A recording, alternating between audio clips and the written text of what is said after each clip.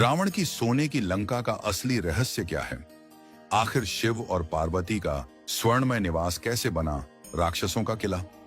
एक बार माता लक्ष्मी ने भगवान शिव और माता पार्वती को अपने वैकुंठ धाम में आमंत्रित किया। जब माता पार्वती और भगवान शिव वहां पहुंचे तो वे वैकुंठ धाम की अलौकिक भव्यता और सुंदरता से मंत्रमुग्ध हो गए। वापस कैलाश लौटने के बाद माता पार्वती ने शिव जी से एक भव्य महल बनवाने का आग्रह किया।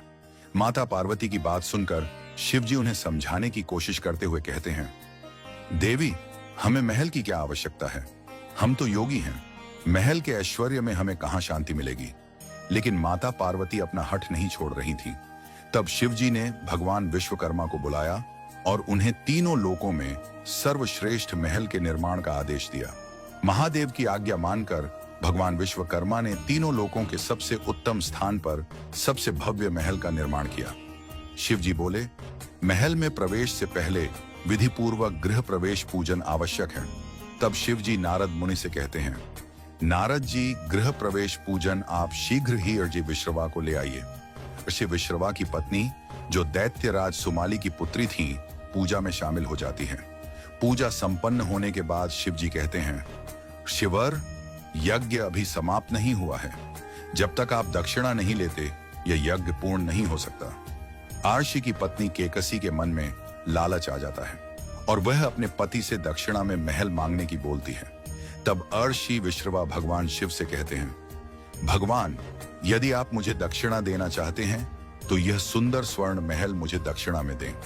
भगवान शिव उन्हें निराश नहीं करना चाहते थे, इसलिए उन्होंने तथास्तु कहकर महल उन्हें दक्षिणा में दे दिया।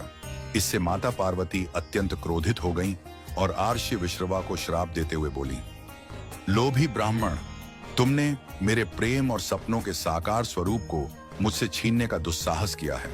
इसीलिए मैं तुम्हें श्राप देती हूं कि तुम इस महल का सुख नहीं भोग पाओगे।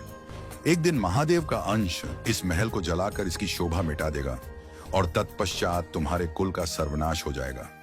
कुछ दिनों बाद आर्षि विश्रवा की दूसरी पत्नी के पुत्र कुबेर तपस्या पूर्ण कर अपने पिता के पास आते हैं और कहते हैं, पिताश्री, मेरी तपस्या सफल हुई। मुझे आशीर्वाद में यह पुष्पक विमान प्राप्त हुआ है। कुबेर की बात सुनकर आर्षि विश्रवा कहते हैं, पुत्र, तुम मेरे ज्येष्ठ पुत्र हो। मुझे भगवान शिव से दक्षिणा में जो लंका का भव्य महल प्राप्त हुआ था, वहीं रहकर तुम अपना राज्य चलाओ। इससे केकसी बहुत क्रोधित होती है, लेकिन कुछ कह नहीं पाती। कुछ वर्षों बाद केकसी के पुत्र रावण की तपस्या सफल होती है और उसे सर्वशक्तिमान होने का वरदान प्राप्त होता है। तब वह अपने आश्रम में जाकर माता पिता का आशीर्वाद लेते हैं।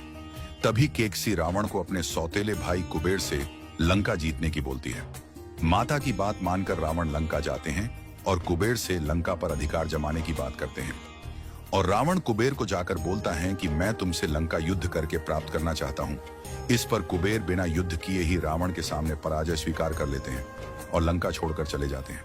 तब से लंका पर रावण का अधिकार हो गया और वह लंकापति कहलाए। कहते हैं, बाद में माता पार्वती के श्राप का ही प्रभाव था कि भगवान शिव के अंश हनुमान ने स्वर्ण लंका को जला दिया था।